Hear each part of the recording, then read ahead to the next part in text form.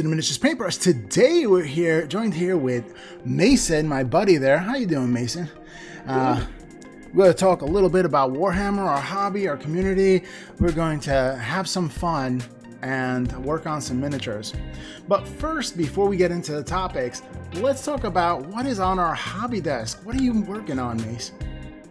Well, I am working on right now, I've had some Stormcast sitting in my closet for about a year and a half now, and thanks to quarantine and everything, I've decided to finally finish them. So I've got 10 Liberators on my desk. Ooh.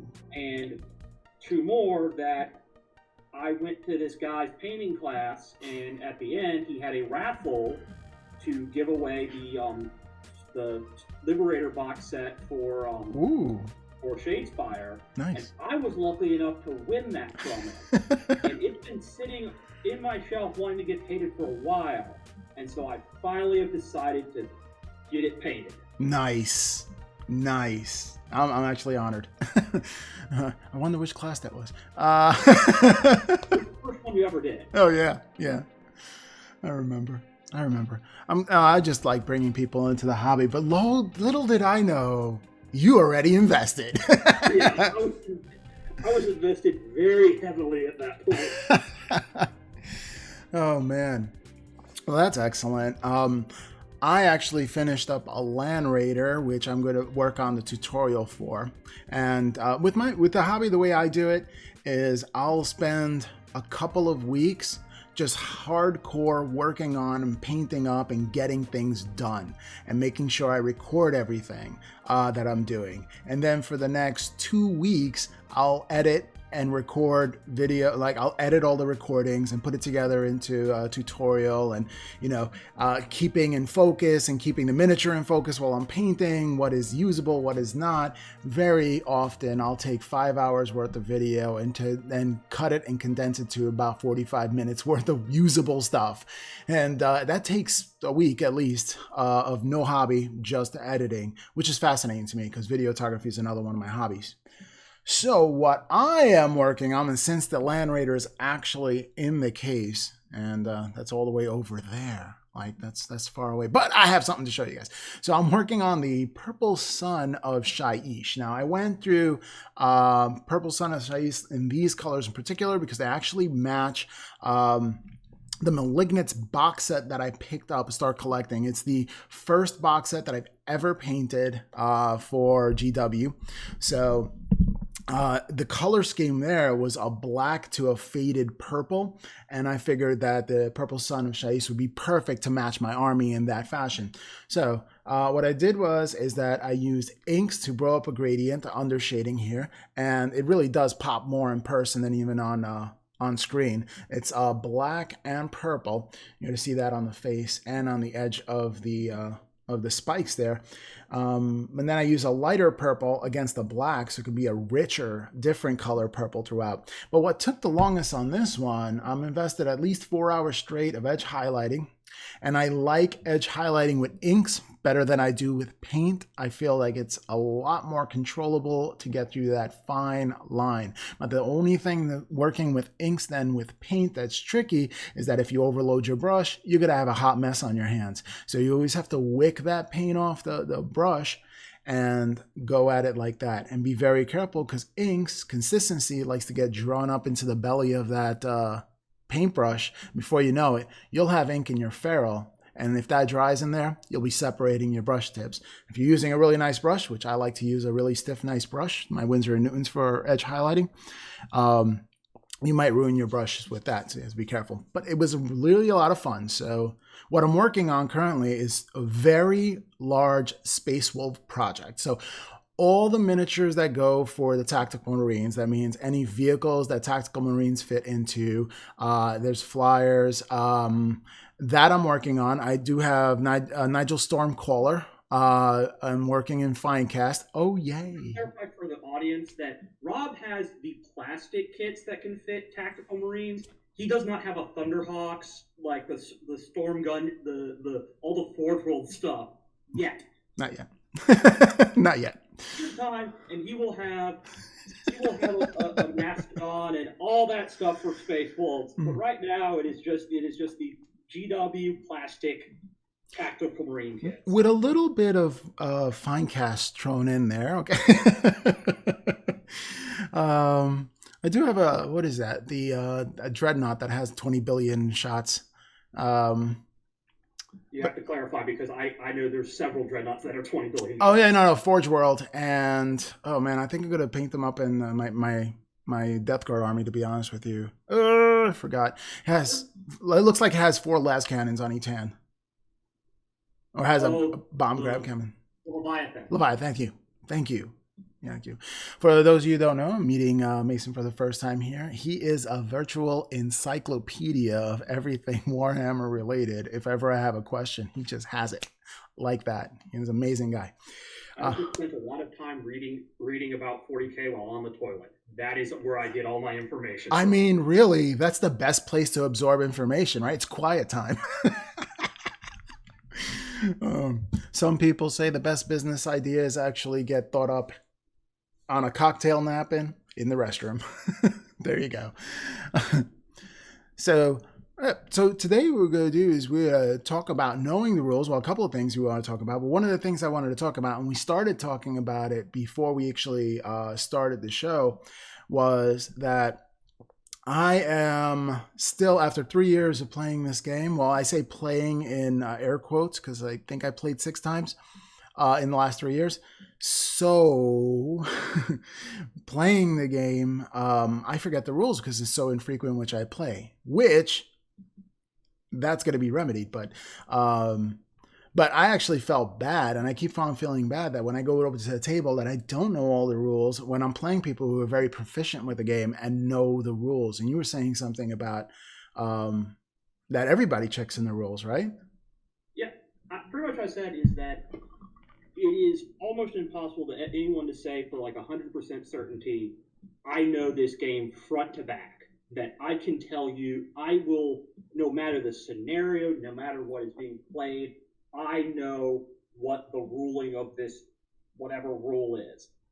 Because there's FAQs and everything, it's impossible for anyone to unless you're kind of some savant at 40K, which if you are, more power to you.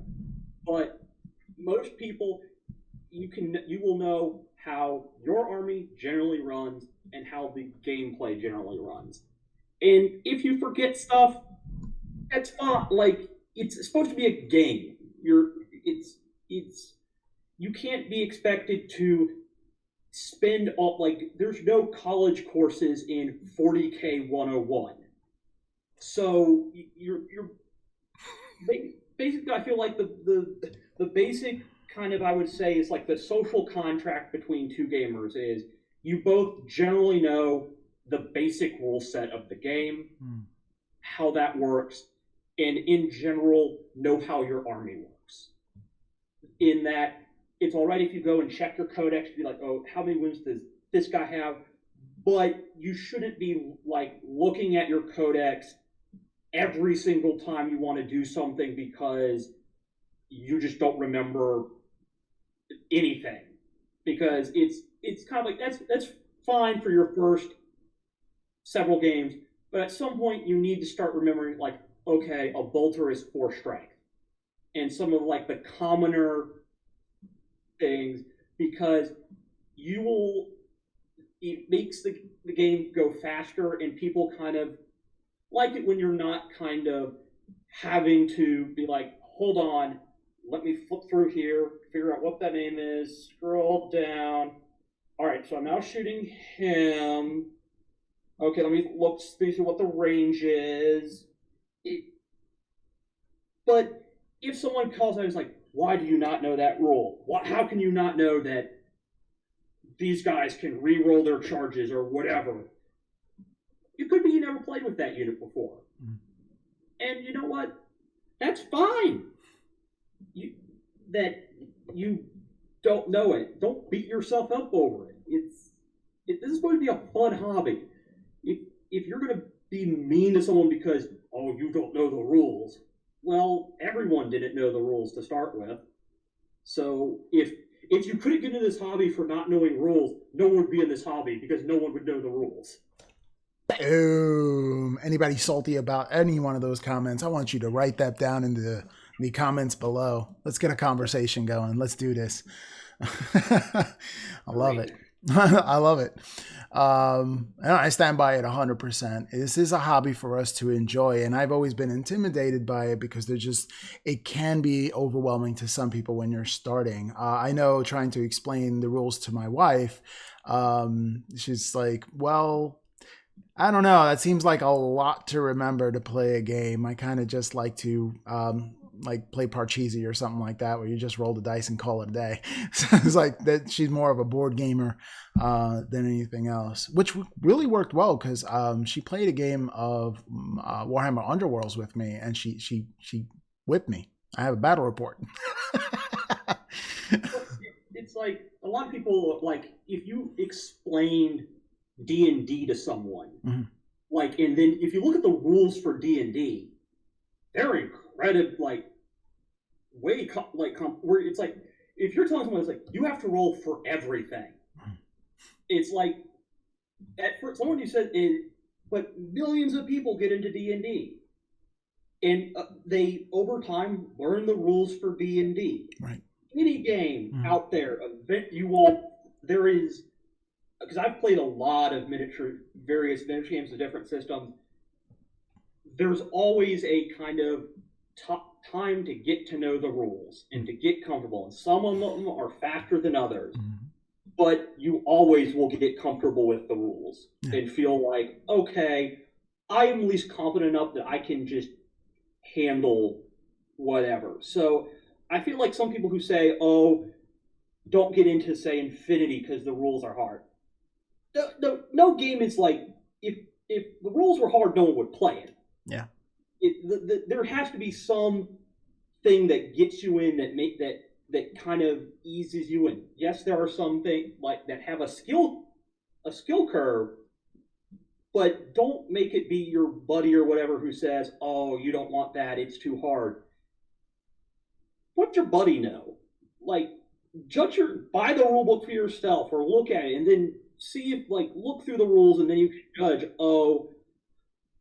maybe this is just a little too crunchy for what I want to do right now. But don't just, like, put the entire thing off because the internet told you, there's too many rules. Yeah. It's a lot of people get dismissive like that, and it's like painting. Like, the first miniature you paint is really not going to win any golden demons. I mean, for the most part. I'm sure there are some really skillful painters out there that possibly can. But the people who were like, I was a tattoo artist, but then I started painting miniatures. Oh yeah, yeah. Well, actually, I know someone that was a tattoo artist and that does that. But their freehand is absolutely stunning. But yeah, you have those. But usually, the general hobbyist, your first miniature, you're not going to win the golden demon with. So why don't you just enjoy the process? And I know it's kind of hard even for me to say, but even I am enjoying the process of learning the game, because last time I played the game, which was last weekend, I actually remembered some stuff. I was really happy about it. Oh, what is this? This is one of my first ever miniatures I painted. All right. It is I don't know if the camera's picking it up. It is god awful. I didn't know what thinning your paint was, what washes were. And this is a metal mop. You can see there are mold lines. There's a heavy coat of gloss varnish on there because for a time I thought, gloss varnish makes it look cool. Mm-hmm. I looked back at and the purity seal I had done, tried to do writing on it, and there are just these big black lines across the purity seal that in no way looked like script. And I keep this as a reminder of, this is where I started. Yeah. And that even though I was young, I thought I entered this in the Youngbloods competition at a games day. Okay. And because I thought this was good, and I have come to realize young me did not know what good paint was. I was like, oh, why did I do this? I was like, because you didn't know what washes were, young man. I mean, I don't think it looks terrible. I mean, better than my first Mini, that's for sure.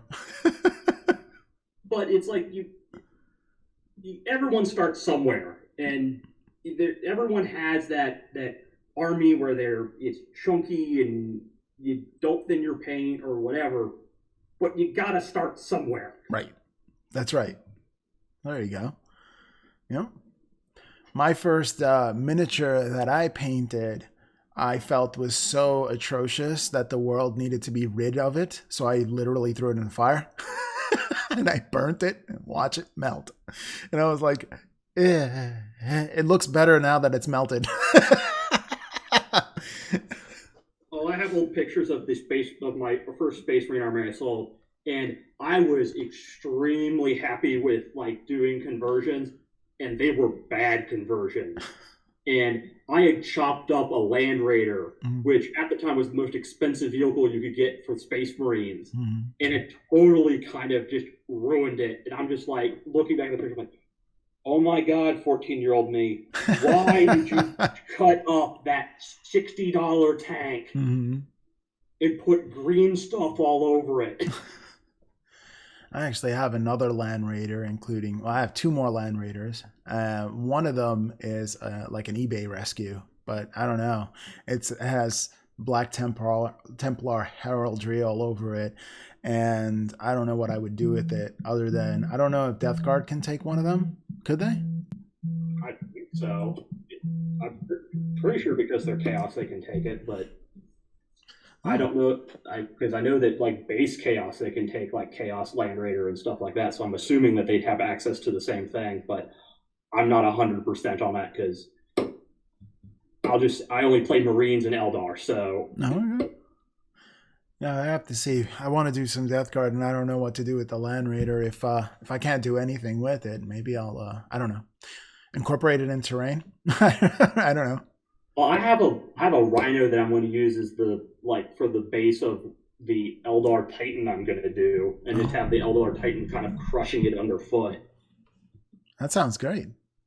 Yeah, mostly because it was a rescue that they put some weird primer on it that I can't strip and also can't like legitimately prime over without having the paint chip off. So I'm like, okay, you're just going to be a ruin, because if paint chips off the ruin, that's just more effective. That's right.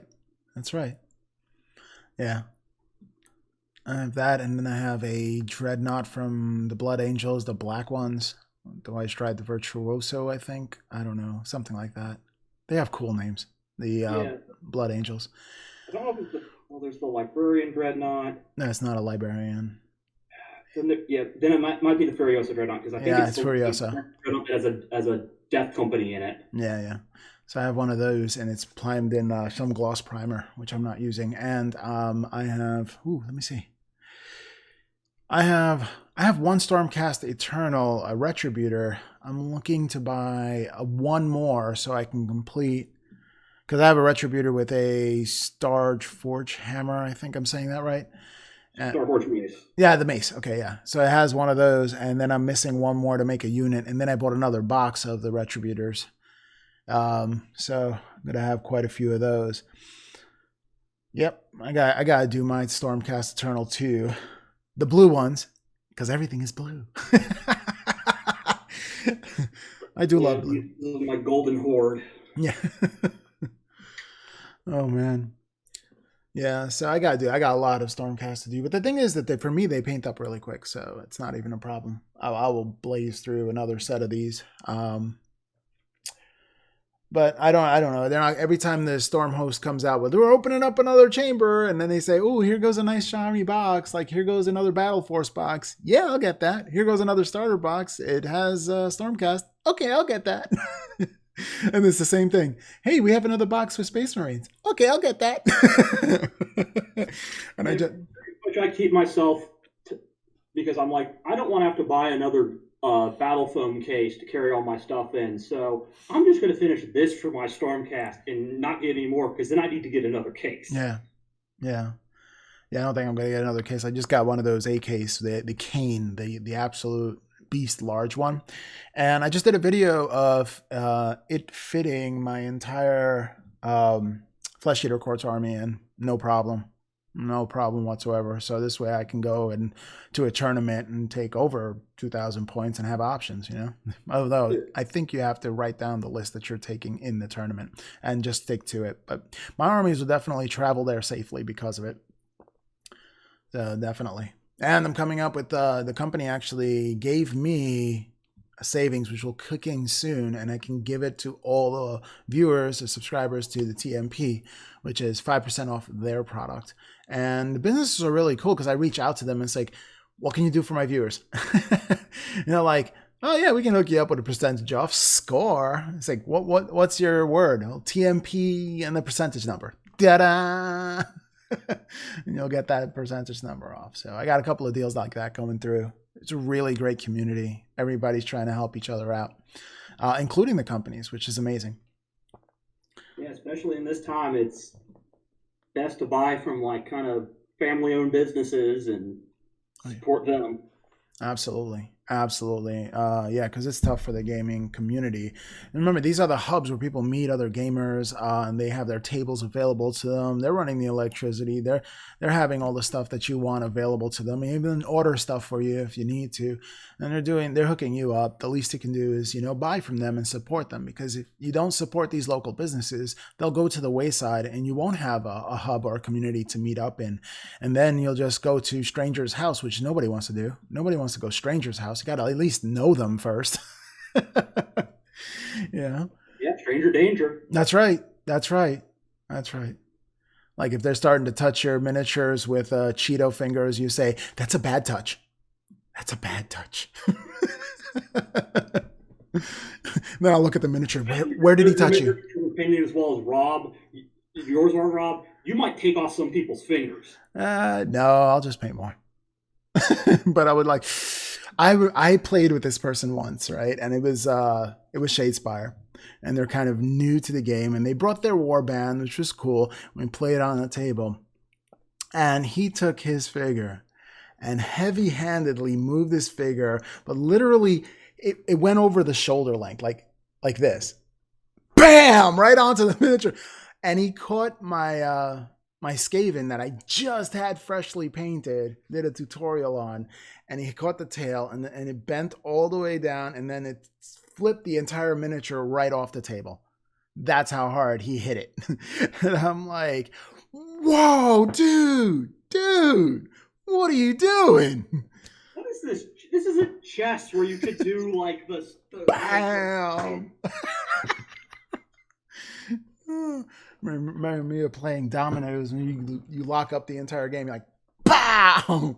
The whole table shakes. I'm like, no, these are very delicate little miniature things, which is good for me. I like manipulating miniatures because it's so peaceful, because you have to be so delicate with it. And yeah, definitely peaceful for me. Yeah. I wanted to talk, let's get into our Warhammer community. I wanted to switch over to that. Let's see if I can get this in here.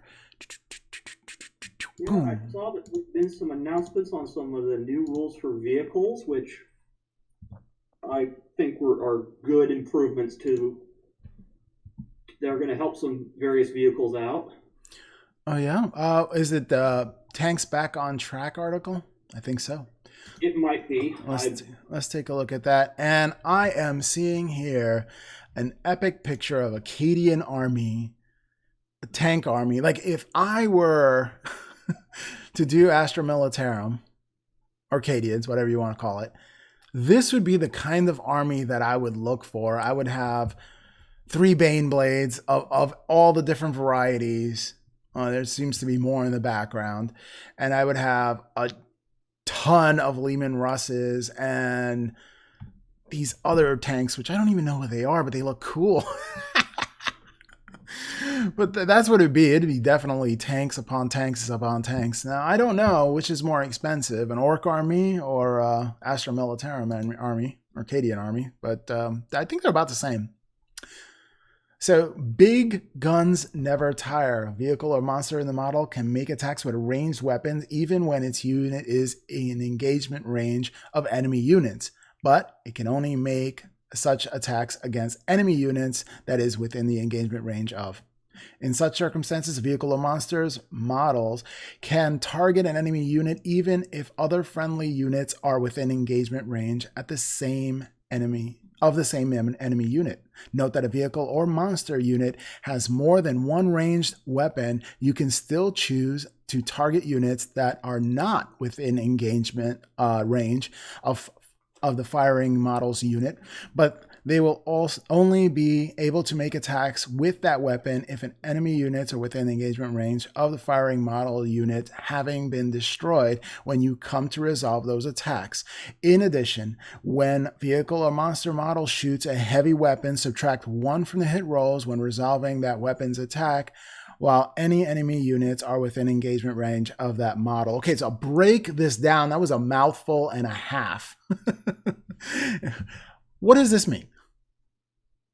It basically means that big tanks like the Baneblade, Land Raiders, and Lehman Russes and all that, the big thing that would kind of take them out of the action was get them in close combat. Yeah. Because then they have to back out because they could not fight you in close combat. Even some of like the bigger tanks couldn't hit because most of them had weapon skill where you're hitting on 6s. So you might do the odd wound. And even then, there were some, I think it was mostly Baneblades and a Forge World version of a sister APC had melee weapons they could use in close combat. And even then, those were not very effective. So this just helps vehicles like that where being charged doesn't mean they're out of the game.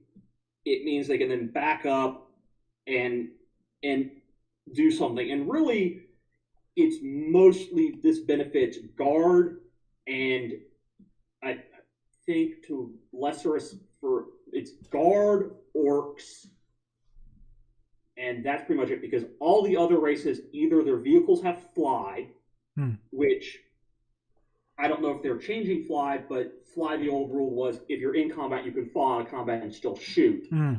So at a -1, right? I don't know if it was that. I think it was just you could fall back out of combat and still shoot. I don't think it was at the -1. The -1 was the Ultramarine thing that could apply to everyone. Okay.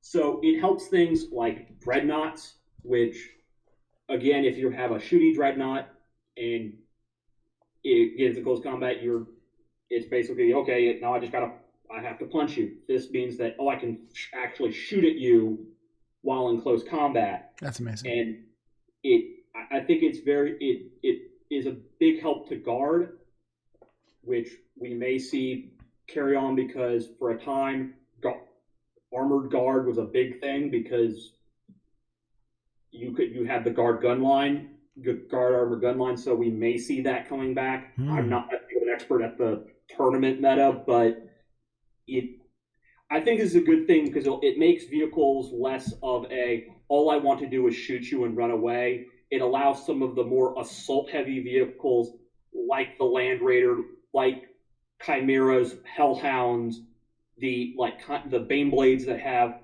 a ton of heavy flamers on it. It kind of makes them want to get into the thick of it, and then they don't have to worry about, a squad got in and touched me. That's me out of this turn for now. Yeah, and I can imagine things like little grots and tie up a tank. It didn't seem realistic. You should be able to fire into them. Yeah. Yeah. So that's pretty cool. Oh, wow. All right. It also says heavy. When an infantry model shoots a heavy weapon, subtract 1 from the hit rolls when resolving that weapon's attack.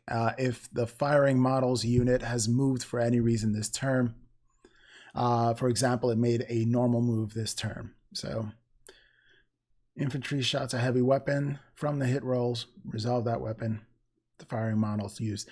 Well, that's pretty good. I think this is big because the big thing is in here is them having the infantry keyword. Mm-hmm.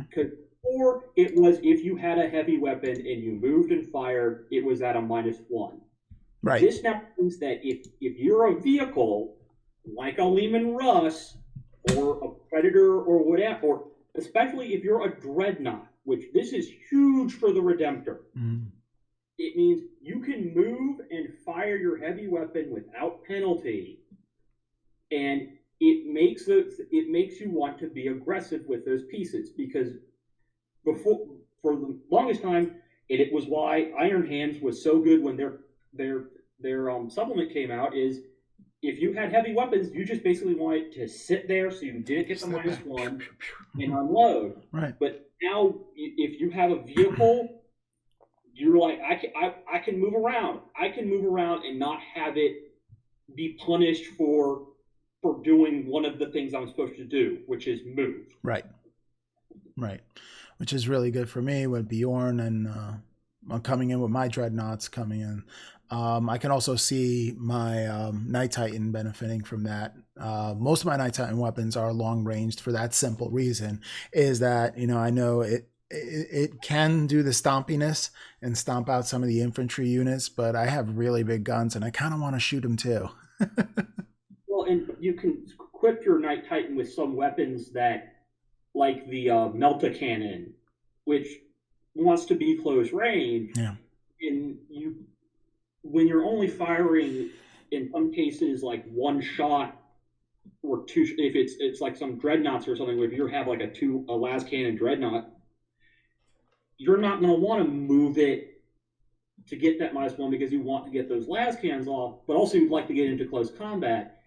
And you're kind of torn tactically of, well, do I want to not move and shoot, or do I want to move and try to get into melee? Well, this rule allows you to do both. It allows all these armies to be mobile, like Tau, Eldar, Dark Eldar, I think Dark Eldar is already mobile, and probably I think they have rules that make their heavy weapons into assault weapons, but I think things like Tau and also Guard, like one of my dream armies to do is a mechanized Guard. Oh. This makes it so that doing a mechanized Guard is more doable because you're not having all your APCs and stuff have that -1 to hit trying to get your guys up the field.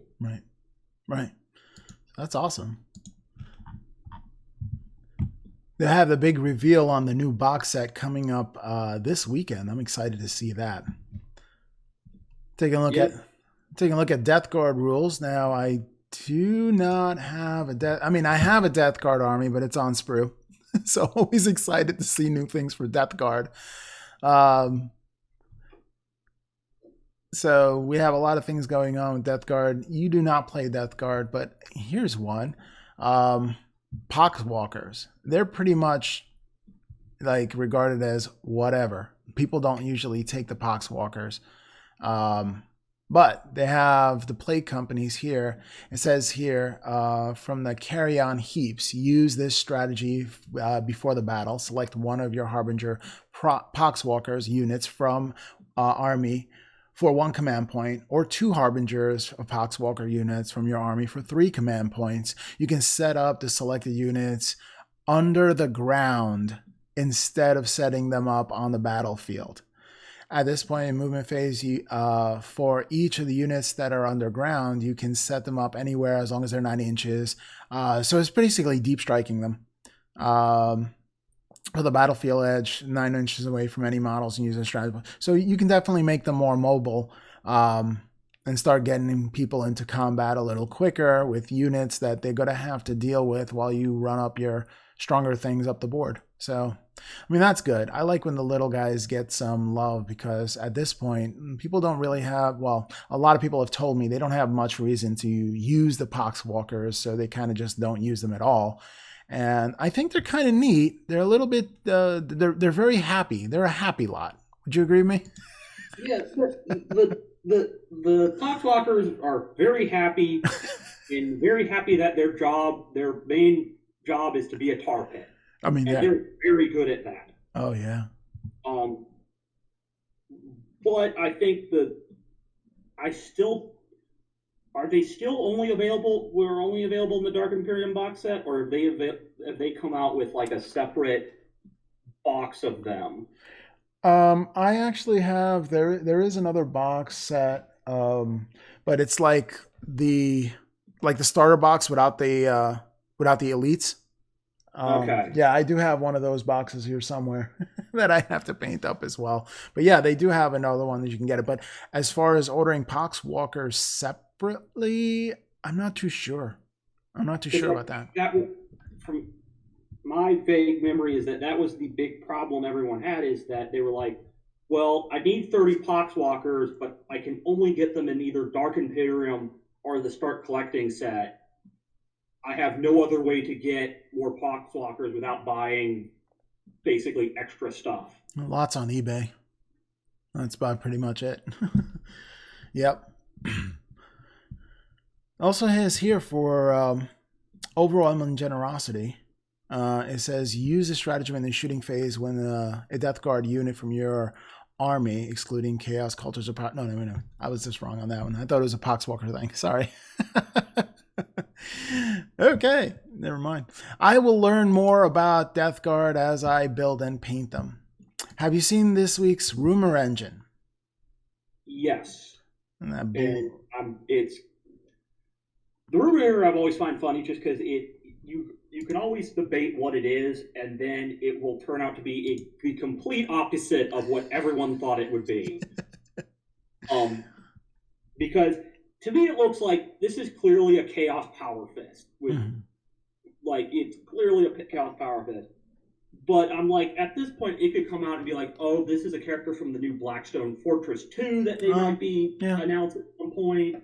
This could be a whole, like a special character, like chaos character that they're doing for their store release, their new store openings. It, who knows what it could be? Heck, it could be a new guard character for like a new like a preview of the new Kree Death Corps Kree characters. Oh, well, there you Who go. knows what it could be? I don't know. It kind of looks like a chaos power fist to me. Hey, maybe there's going to be another Chaos Army release. What do you think? That would be cool. Yeah. I mean, I would. It would be nice if they kind of came out with some of the more units for general chaos. I would like to see them either come out with like multi-part kits of like either the Venom Crawler or like the I think it's the Venom Crawler or the Blight Hauler.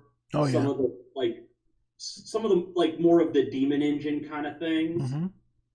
Um, but yeah, like the stuff they came out with when Abaddon dropped has been pretty like the new Chaos models, the new Terminator ones, the new Obliterators, the new like all that stuff's been solid.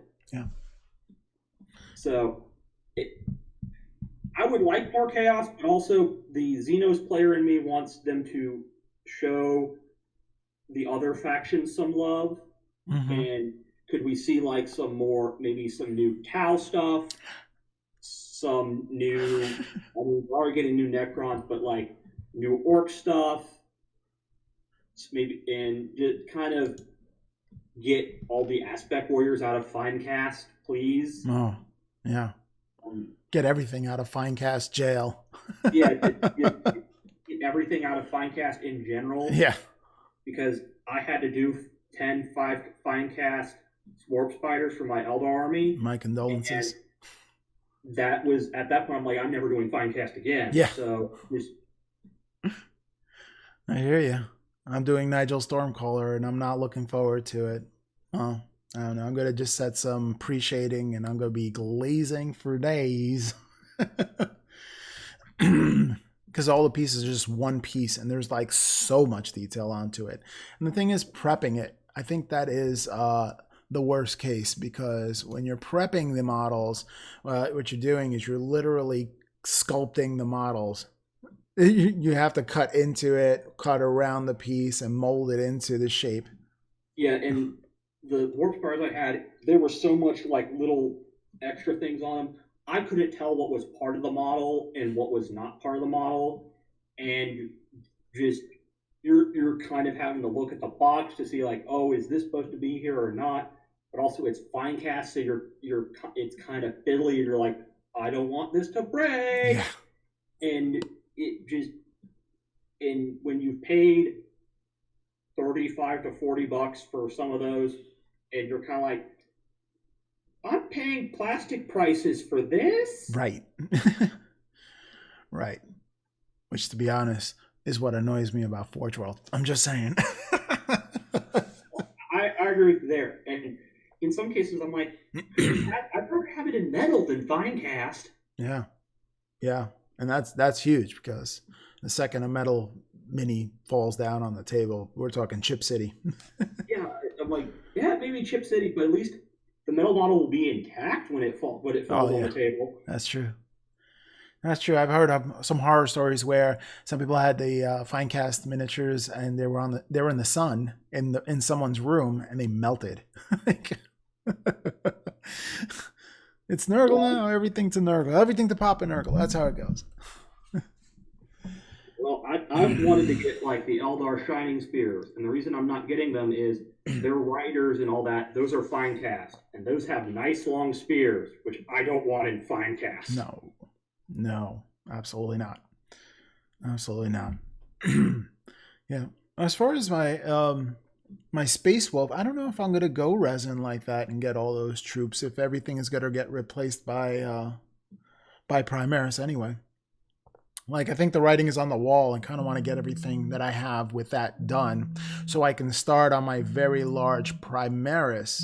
And I'm not sure if it's going to be a Primaris Space Wolf army, or I'm starting an entirely new army, but it's going to be an all Primaris army.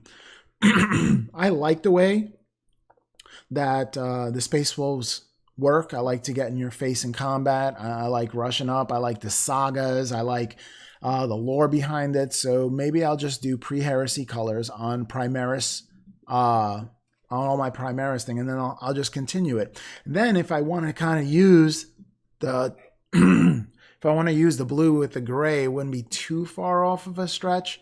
The imagination, having some pre-heresy colors in there with it, but I'm sure like all the tactical marine stuff is going to go to the wayside and get replaced by Primaris stuff anyway. Yeah, at this point, I'm like, if you're anyone who's starting a marine army, just get the Primaris stuff. If you're painting up, if you buy stuff for tactical marines, just don't. You're going to get disappointed in a year or two's time when GW basically says, we're not supporting that anymore. Well, it's not that it won't support it. It'll become legends.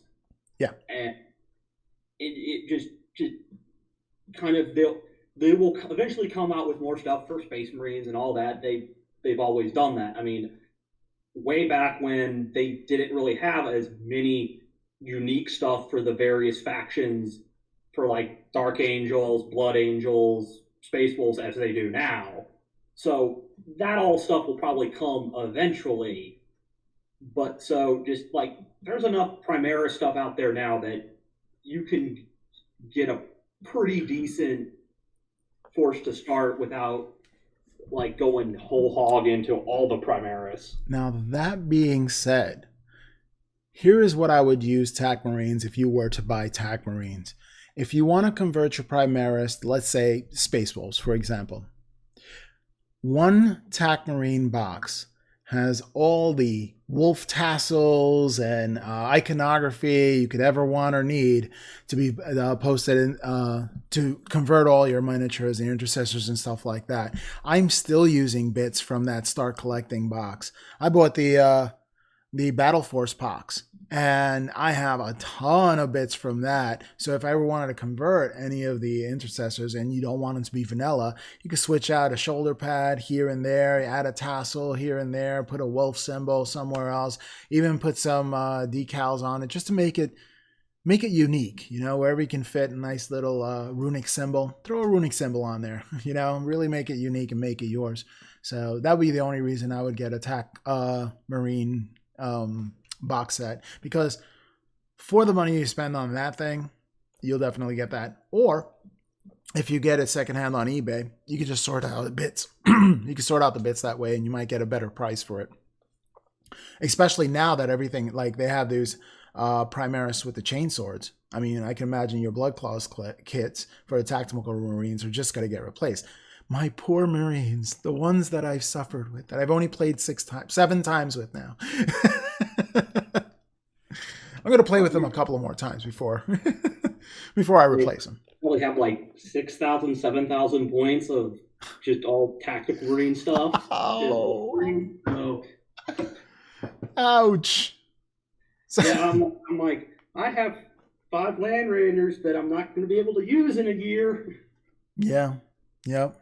Well, I'm painting up my Land Raiders because very graciously our friend Scott said, hey, you know what? I got 2 Talons of the Emperor boxes and I'm not really going to paint up these Land Raiders. Do you want them? I'm like, sure. And he's like, how much? I said, how much? And he was like, no, you can just have them, dude. And I'm like, I'm not worthy. I'm not worthy. So I'm very generous, dude. Yeah, I've never painted a Land Raider before, so it was an experience for me. A lot of people said that they were hard to build, but I don't find that. I think the only part is that the top piece itself doesn't fit snugly onto it. So what I did was I took some sandpaper on the side. Well, actually, I took a Dremel tool with a sanding bit, and I just went on the side, cut it in, and then with 1,000 grit sandpaper, smooth it out, and it fits like a glove. Yeah, it's a kit that it with the latest stuff, it's starting to show its age, just design wise. Yeah.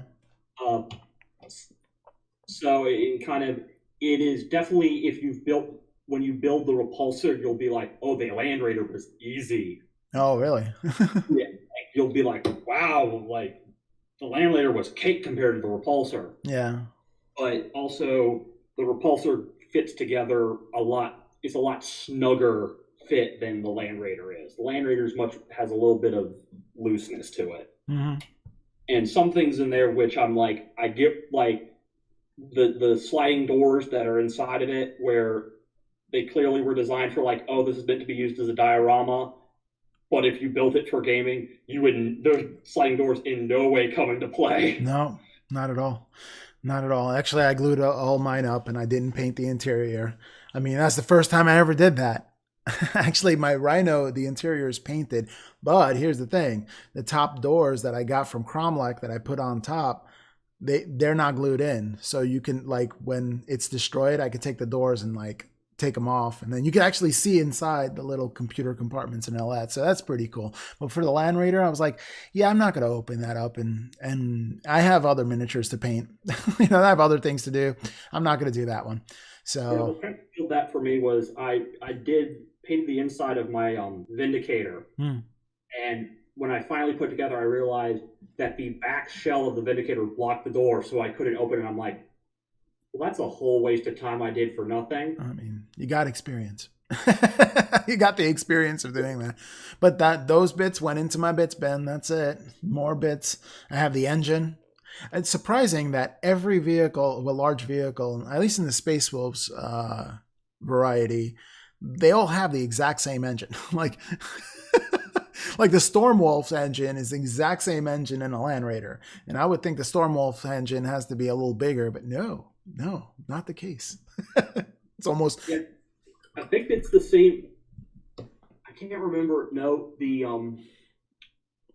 Storm Raven gunship doesn't have an engine. It has just this weird kind of it's basically the inside's just like a hallway because there's the door in the front and then a door in the back and just like a corner with like lockers and things on it. And so there's like no engine, no kind of like anything to indicate how like the pilot gets in or anything. It's their weird kind of interior where it's like, I'm not sure how 10 guys fit in here. No. Well, I think it's just really strange that if you have like one Primaris Marine, you can't even lay flat in a Land Raider.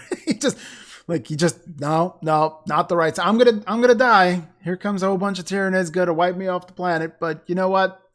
I'm just not gonna ride because that's just not stylish enough for me. So I'm just gonna die. Keep going, Land Raider. Just keep going. Yeah. No embarking for me. That seems silly. You could Terminator, but you can't fit me. Right? Yeah, Terminators are fine. Yeah, well, that's them. That's the Terminator. I don't. We don't eat off the same plate. I have Primaris size plates that I eat off, and my own tanks too. So yeah, I don't know. That's just silly. But again, that's just telling you that they're going to replace that stuff, which I think I have a pretty decent soupy. When I say soupy, I don't mean like taking like it's all thematic, but as far as units are concerned, it's all over the place. It's definitely not focused at all.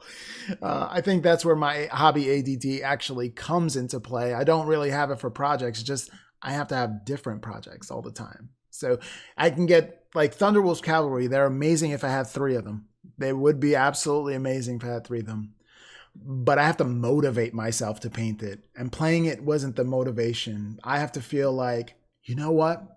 I want to paint 3 different colors of wolf skin. So I already have one. I was going to do an all white one with purple eyes. So that would look cool. But I don't know what I would do for the 2 other ones. I already have a Highland one with that brown and tan. The same thing that I did for my Fenrisian wolves. And then I have another one which is gray and white. And one that is weird because it's like gray and brown. the intermingle of both of those two. But as far as colors are concerned, every one of my miniatures have to be a unique flower. They have to have something different on it. Even with the Flesh Eater quartz, every single one of them is different in some way. Like if you look at them, they're all different in some way. Even though I have like, I don't know, the Crypt Haunters, Crypt Ghouls, and all that other stuff, I have several units of them, like 4 units of the flyers and 2 units of the ones that don't have wings, but they're all absolutely different from each form. And each time I did one, I was like, okay. I mean, even, and here's the insanity of it, even my Crypt Ghouls, and I have 40 of them, and there are no exact same ones. Like the arms are completely different on every single one. I was very, very methodical with that. Hobby OCD. That's what I have. People looking at me and like, you are insane. Like if you see my notes. In fact, you're wanting your horde of 40 ghouls, which on the tabletop, no one's going to get that close to notice the various difference, but you're in your head you'll be like, I know which one's Steve. That's right. He has his arm kind of like this, and Tom has his arm like this. Bam. Exactly. I still want to do that. I still want to play AOS and do that and tell the person, do you want the reality or do you want the madness? And the madness, they're all chivalrous and all acted out. That's going to be fun. With like a role-playing game while I war game. It's, I guess, the AOS Flesh Eater Quartz version of going pew pew. Well, that's going to be a lot of fun to do. So yeah, finishing up this Space Wolf project. I do have Wolfen. I have Logan Grimnar, which I want to put him as a singular model because then he's a named character and nobody can shoot him and he could have meat shields around them. But I kind of want to do that cart. Something about that sleigh. You know why? Because he's going to cross the Primaris. He's going to cross the Rubicon. He is. And then I'll have the option of him on Storm Rider. And then I'm sure if he crosses the Rubicon, it's just going to be him as a named character because nobody wants him on Storm Rider. I mean, he's basically a very mobile dreadnought. He can hit pretty hard, but you're not really using him for buffs or anything like that. Although his buffs are pretty good, but you're not using it for that at that point if you're going to take him on the sled. Yeah, if you're taking him on the sled, you're either wanting to get him into combat, or you're expecting your troops to be spread out so much he needs the sled's movement to run around to the various fires to like give his cheering aura to this unit of Space Marines and then this unit of Space Wolves. And yeah, I like the idea of crash and burn Grimnar. Just right up the middle. Everybody's going to shoot at him anyway. We all know this. He's going to draw everybody's fire, and then everybody else behind them. Bjorn's going to be like, yeah. Ulrich the Slayer like, young wolf at it again. Young Logan Grimnar. Crosses the Rubicon. He would be a cool, because the Primaris Chaplains have models that looked really good. Yeah. So yeah. I love the current model though. I mean, he looks BA, man. He really does. And when I painted him, it was the first black armored um, Marine that I've ever painted. And I did the edge highlighting around each one of the panels, and it was just so cool. And I love the way it came out. So I don't know. I like Erlich. I like the fact that in the lore that a demon himself looked up at Erlich, or Ulrich the Slayer, looked up at him and said and gave him the nod, like, like even the demon did that. I'm like, whoa, that's something else. Yep, he trained Logan Grimnar. That's his young. The bro nod of. Yeah, he did. Like in the lore, it literally says that he's fighting this army of demons and chaos demons and stuff like that. And I don't know. I think it was one of those big demon things. I forgot what they're called. Gosh. If you ascend into demonhood, you become one of these things. Demon Prince? Yeah, it could be a demon prince. No, it was big. It was the biggest demon they have. I forgot what they're called. Well, it depends on the thing. There's like the Bloodthirster. That's it. A Bloodthirster. I think it was a Bloodthirster. I think so. So it was something huge. It was a huge demon. And then like Erlich the Slayer like whipped his army so darn bad. Even he said, good one. Nice bro nod. Like that's something. That is something to tell about when you're drinking mead in the hall. Corn is like, oh yeah, he's good at killing. Oh yeah. It's like anytime you want to cross over, buddy. And I mean, more skulls for the Skull Throne. We have the plot open. Yep, absolutely. Oh my gosh, that is well. When it comes to lore and Space Wolves, I think one of the most entertaining stories is Crom Dragon Gaze. I mean, it has to be. Like he is super stubborn. So it was Lucas the Trickster who bet him that he could not stare into the sun longer for 24 hours. And he said, well, this sun isn't going to beat me. And he lost his eyesight in one eye completely. And the other one is somewhat damaged. But oh my gosh, really? Imagine him going to the apothecary and just him, the apothecary. So, how did you blind yourself? Oh, you just stared at the sun on a dare. Right. That's how you lost the sight. That's right. That's right. And you want me to waste Imperial technology in giving you a new eye? Oh, no, he wouldn't even accept that. See, I think he is in denial. He doesn't want a new eye. For what he did was, he said, all right, son, wear a tie. He is so stubborn that he won't even admit that staring in the sun was a bad idea or a mistake. He's blind in both eyes and just he's not willing to admit it. Like probably not. That thing is so. I mean, that's hilarious. See, that's why I like Space Wolves because there's just so much character in it. But yeah, I don't. With all the kits that are coming out for Primaris and stuff like that, and the little upgrade sprues and stuff like that, I noticed that their focus isn't on making chapter-specific troops, infantry. That their focus is just on characters right now, and that you can convert all the basic Marines using the upgrade sprue. Do you think that's going to change? Or because I feel that while they're doing this with new characters and stuff like that, they have more resources and time to do things like a new Xenos race or something like that. Like there's only so much resource, time, and employees that they have to do things.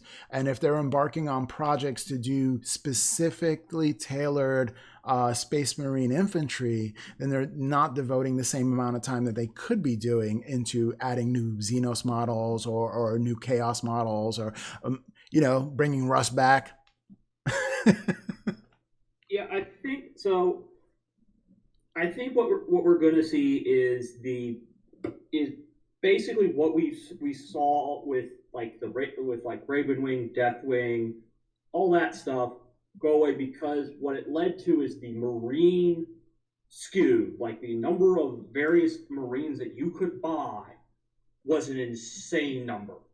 of like no store except a GW store that only stocked their product could have all of those in stock. Mm-hmm.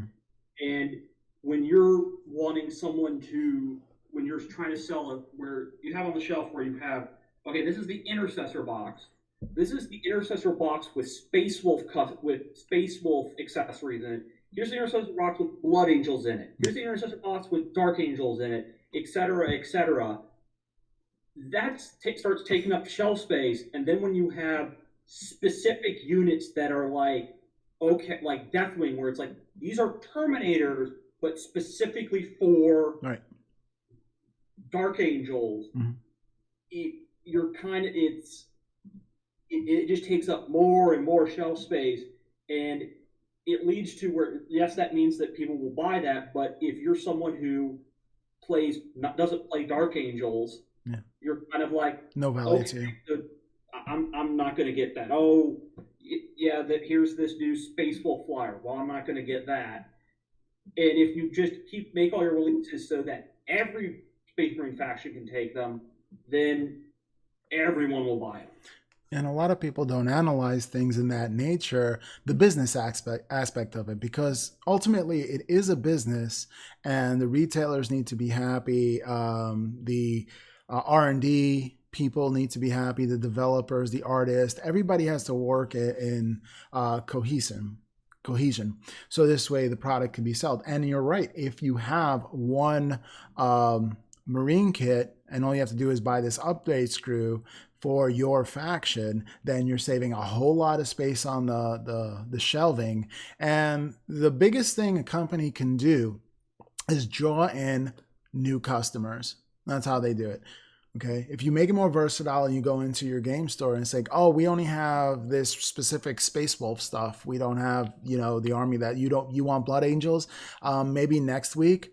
Well, one of the principles of the commerce is that people tend to do that last minute buy, that impulse shop thing. And if they see it in their hands and it's tactile, they're more than likely to buy it than if they're going to wait for the store to order it and it's going to come in next week. Because now they had time to think about it. It's like, maybe I don't want those. I don't know. And then maybe I want to go out to dinner tonight and go to get some chimichangas. So nope, I don't have enough money for that anymore. I'm not going to get it. So having those items on the shelf that's readily available for newer customers would then invite more people in the hobby, business makes money, and the industry just keeps going. And it's just a smarter way to do business. Also, it makes it easier for them to update, say, because what happened over 8 was you would have the Space Marines get a new codex, but that codex would not apply to Blood Angels, Dark Angels, etc., because even though they were Marines, they were considered this separate thing. And that just makes it a whole lot harder for that.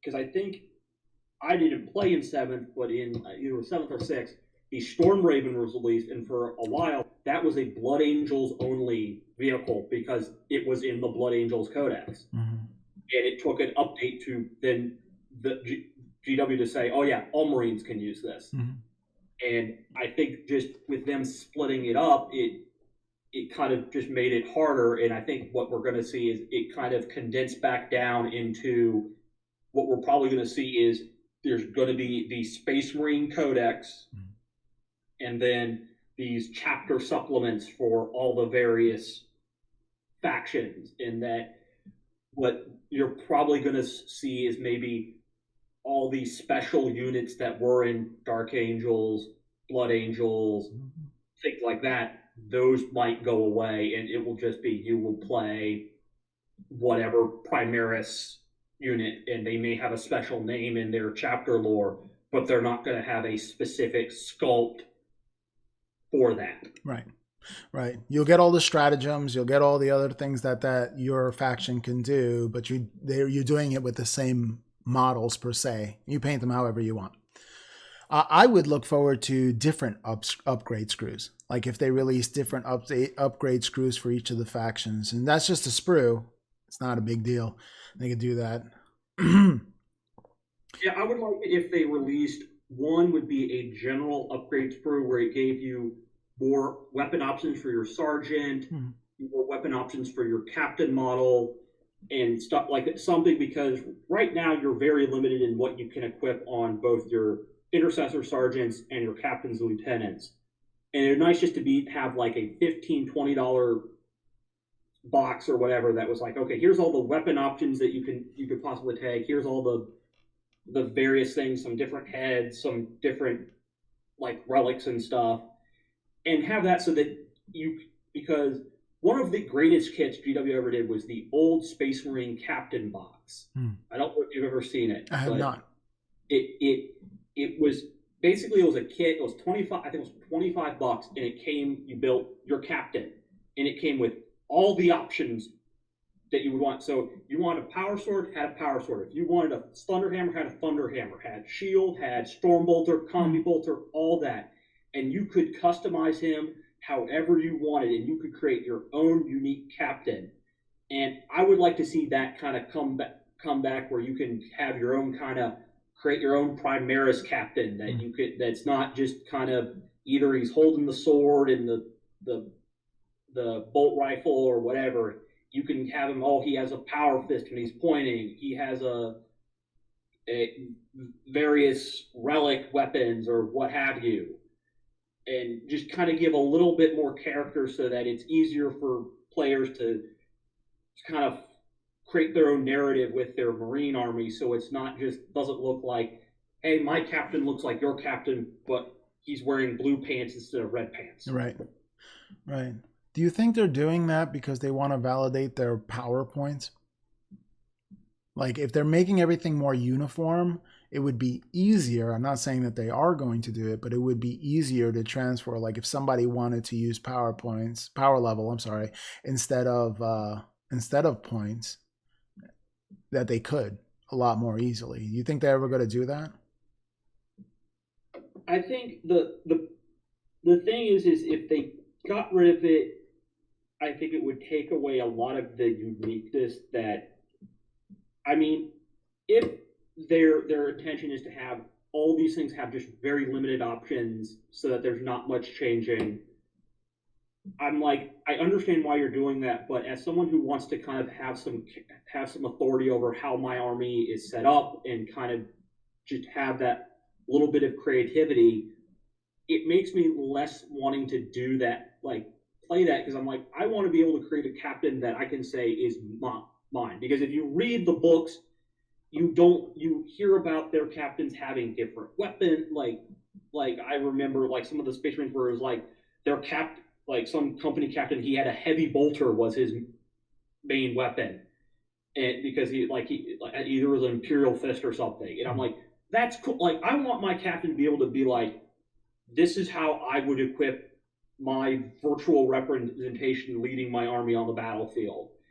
Not how in like if I want my guy dual wielding heavy pistols or something, whatever crazy combination, I'd like the option to do that. But if you're just going to say, well, he either is one of these three versions of Primaris Captain, Yeah.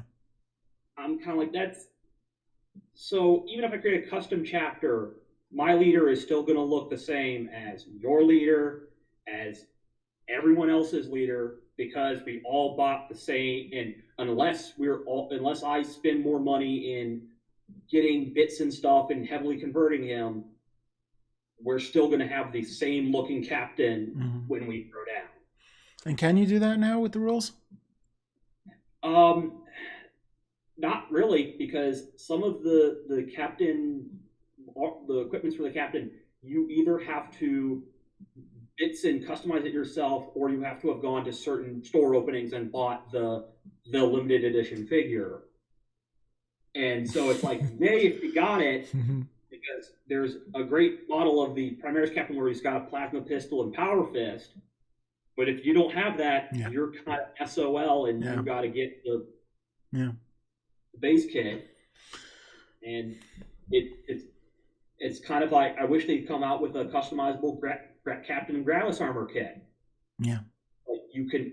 It is the only version of that is the one in the Dark Imperium box set. Yeah. And I'm not a huge fan of that model pose. Yeah. I would love if you could like. Oh.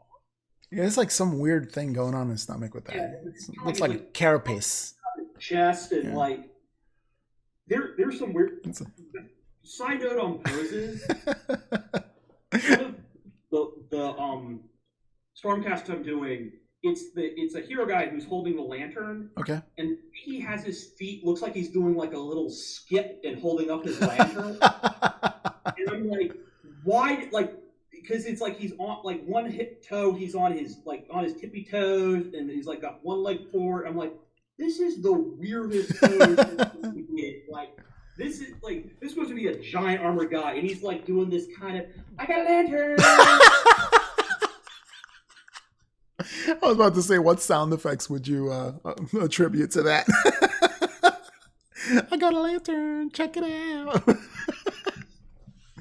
Mm-hmm. Oh, please. But yeah, I'm like, I would love to see like a redone version of that Captain and Gravis armor. Maybe give him kind of. I would love to see, instead of the bolt gauntlet he has, a version like they have on the aggressors, where it's like, oh yeah, and like have the opportunity like, oh, he can have a flame gauntlet, or something, and like, nice. Or have it like the fist that's on the Imperial Fist Primaris. Oh yeah, the red. Like it looks like a powered, like a, I don't know what you would call it, but like an explosive fist. I'm like, I want something like something cool like that, like where it's like they got interesting customization options. Like Martius Calgar fist. With flame, with like melta guns on it, and what have you. But yep. It's like, I want to be able to be more creative with the leader, so I can kind of tailor it to fit. Like, I can say, this is my leader. Right. Yeah, this relates to me. Yeah. And my playstyle. It's how I do. Yep. Yeah, I'm surprised that the only one in Gravis armor is that one. I didn't realize that. I do have some of the store opening 500 special releases that I've been getting here and there. And some con specials, because if I know a friend that's going to go to one of the cons, I'll be like, hey, pick me up that one or this one. And they like doubled in price on eBay. I'm like, wow, okay, I'm not selling mine, but look good for a Space Wolf conversion. But then again, do I do that? Do I actually mar it up and make it into a Space Wolf generic lord? Or do I paint an entire Space Marine army, Ultramarine army, just because of all those little figures? Yeah, I don't know. Right now, I'm having the internal debate of possibly doing my own Space Marine chapter. Ooh. Just because you don't have to be tied down by some lore and whatever, and you can kind of be unique. Yeah. But it's probably going to come post Dark Eldar after I do those, because I have some crazy color scheme I want to do with the Dark Eldar that I want to see if I can make it work before I possibly do a crazy Space Marine color scheme. Oh, I can't wait to see it. Mason is an excellent painter. Well, and Rob got into my head of Rob gonna do Tau, and Rob wants to do freehand on all his Tau. Yeah, man. So I was not going to do that insane, but I was like, maybe I do a little freehand on all my Dark Eldar and just do like little vines with little roses on them, just kind of like on like a leg or something, and do each one. And I'm like, that would be cool. Hope I don't have to do a lot of Dark Eldar. I mean, the thing is about with anything, the more you practice it, the better you get at it, and the quicker you do it. So if you're knocking down a whole bunch of them with that, after a while, it's just gonna be like boom boom done, boom boom done. Like it'll come to you like nothing. Yeah. I did some of those branches, but in black. I have black in my Night Titan, where I just put that design going through, and I was just playing around with it. And what I did was, is I saw in Ultramarines the laurel wreath that it has under the U, and I saw that. And I'm like, I bet you I can do that in black. That's easy to do. And then I just started it. And then before you know it, I just put it all over the Night Titan. Anytime there was like blank space, I had to fill it with something. Like it cannot be blank. So I have a whole bunch of that decorating the Night Titan. And it's going to be fun. One of these days, I'm going to paint myself Harlequins. And I'm going to force myself to learn how to do that one of these days. But before I do any of that, I was looking at the Apocalypse box set for orcs. Because Killicans. We're slowly trying to brainwash you into doing orcs. I know. It doesn't take much. It doesn't take much. I started to look at some of the orc stuff, and I said, well, I already have Thraka, and I mean, how bad can it be, right? I do like the planes, the bomber planes that they have, and I love all the variants of them. So there's that, and then there's the big one. I don't know, the big mech. Oh, the Stompa. Yeah, the Stompa. Yeah.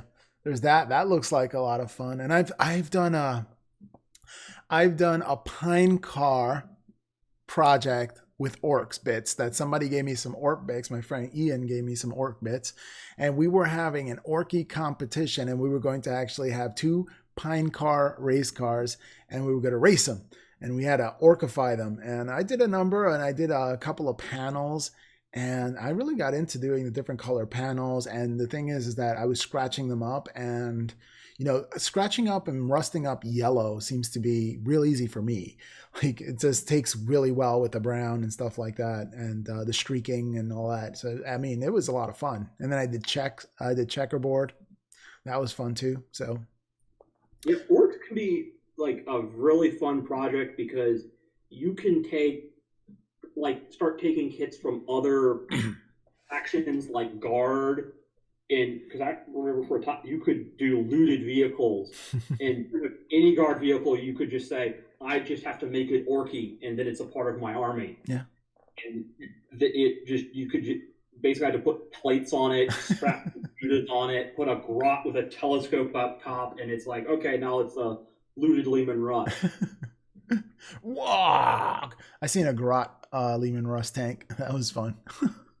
Well, they're affordable, but there's a great I forget the name of it, but they're basically grot man like one man tanks. You just have a horde of these little grot tanks just going around the battlefield.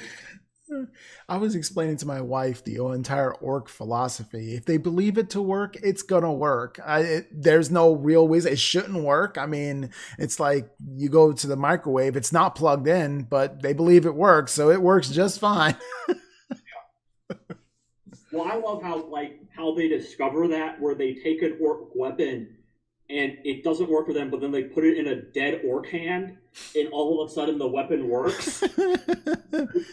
That's the aura. Magic. Yeah. And I told them, and I told my wife, it's like, oh, if they're really plants and they eat each other, they eat the grots and they eat the snotlings, I think they're called. I don't know. Things that they put in their weapon and shoot them. I think they're grot. They're grots. Snotlings are AOS, but yeah. I'm not. Oh, yeah. So, what I really like is the vehicles. So I would have to get, if I was going to do an orc army, I would get the speed freaks. I'll get the other vehicles as well. And then I would get for the Killicans, I would get the Apocalypse box set. And I would get, there's 2 Battle Force boxes that came out for orcs. And I would pick those up. And then that might be a good... Oh, and a start collecting box. And then I can say that I can do like a 500-point list. There you go. I can do a 500-point list after getting all of that. And it's I'm a quarter way there to having some options. Then I would need bikes. You gotta have the bikes. Those bikes are cool. And the little dread helicopters. You gotta get the Ludas. The yeah, there's like some, I forget their name, but there's like a like stealth. I think they're stealth boys that are like, no, they're orc commandos that are just hilarious looking. Those are, You wouldn't think of orcs as stealthy, but they have like night vision goggles, but they yeah, I so like it's those. a ton of night vision goggles, and I their love weapons that. are like massive shooters that like would in no way be quiet. Yep. Yep. Those look excellent. Yeah, I love the fun stuff. I love the Pain Boy is kind of weird. The weird oak knob. I think he's pretty good. There's a lot of fun things going on in that army that I really, really like. The aesthetic of it. I don't like that the legs are squatty, but that's just my bow-legged thing. I don't know. That'll be like the only thing that I really don't like. Oh, and I don't want to paint anything but plastic kits. I don't want to do metal kits. I don't want to do resin kits. I don't want to do any of that. Give me my plastic.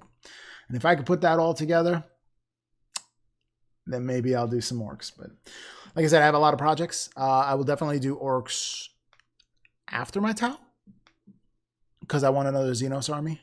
Because we as people don't know, we actually started a little gaming group and we get together, which I'm honored to be a part of because I'm going to be able to play more games. This is amazing. And I think we need more Xenos races, some baddies to play against, because everybody has their Space Marine army, but having the baddies on the table, so this way it's more thematic, so you don't have that Space Marine on Space Marine action all the time. Yeah, because most people, everyone has a Marine army, and most people will do Chaos or Guard or something. It's the Xenos that are rather unrepresented among our local community. Yeah, I'm calling Tau. And maybe Orc, I don't know. But that's later on. Yeah, I can't call it Eldar, but yeah, I'm the one who does Dark Eldar because I don't know. I want fun colors. What is that we said? That army's taken. That one's taken. Yeah, definitely. I wonder, you guys in the audience or girls in the audience, do you do that? Like if the local gaming group, your gaming group itself, has a faction, do you not pick that faction because they're that person that represents that faction now? They're in charge of what that brings, and you have more variety to your games? Or do you like to paint what other people and just do your own variation of it? That's interesting to find out what other people do. But I'm definitely that way. I've always been that way. Because when I was a kid and I had my older brothers and we used to build scale model cars, that if someone would build or buy a model kit, nobody else was going to buy that model kit. Doesn't matter if it's a different color. Nope. They're the owner of that car. That's it. It's done. Oh my gosh. I was like, 71 Barracuda. That's mine. Rush to that one. For me, I'm like, as always, build and paint what you want. Like straight up, if it's like, if other people are doing Marines, but you really want to do Marines, go for it. Like, if that's your calling, go for it.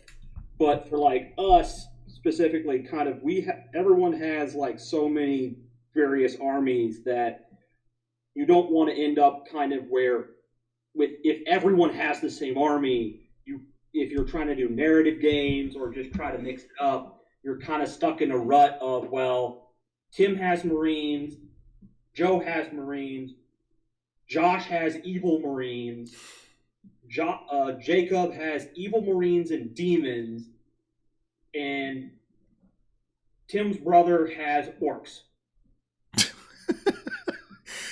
So it's either various Marines fighting each other or various Marines fighting orcs. Yep, that's it. And another great thing about Diversify is that you get to see other armies' tactics. Yeah. That for the tournament scene and stuff is that you can if your local meta is nothing but Marines and no one does Dark Eldar, no one does Orcs, no one does Tau, so all you're fighting is like the same few factions. If you end up going to a tournament and you're fighting someone who does play Eldar or Dark Eldar or what have you, it can be a pretty shocking thing to realize that, oh, they can do this and they can do this, and then you're when you're there, you're kind of get kind of salty because you're like, why are they able to do all this? It's like, well, if you played it, you would realize that's just their thing. And if you diversify, then you'll be like, oh yeah, I've gone against the Eldar and their speediness, or the Tau and their gun line, or their Orcs and just their number of bodies. Throw enough dice at something, it's going down. Oh man. Yep, absolutely.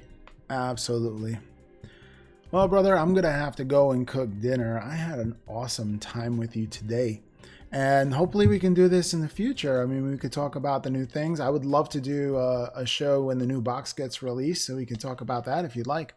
Yeah, sure. I mean, if your audience will want me back on, and I am not driven off by number of downvotes and all that, man. I will be back on. AKA new co-host. That's what's up. All right. Well, thank you for joining us, everyone. Yeah, go ahead, Mace. Any closing thoughts? No, I mean, I think probably if you take anything, if anyone takes anything from this video, is just when you're doing the hobby, just do what you enjoy, and don't let the internet or other people tell you that you are enjoying your hobby wrong. Because the way I do it, the way Rob does it, may not be exactly how you do it, but as long as you're enjoying it, that's what matters here. And that no one is saying that you can enjoy this hobby wrong. Awesome. And I say, never give up on your dreams. If you have the determination to actually do something, you can achieve it. It just takes sacrifice, a little bit of discipline, and wherewithal. If you stay in the race, you'll finish it. If not, then you won't. All right. Well, thank you so much, Mason, for joining us. And if you like this video, like, share, comment, and subscribe. And we'll catch you next time on the Miniatures Paintbrush.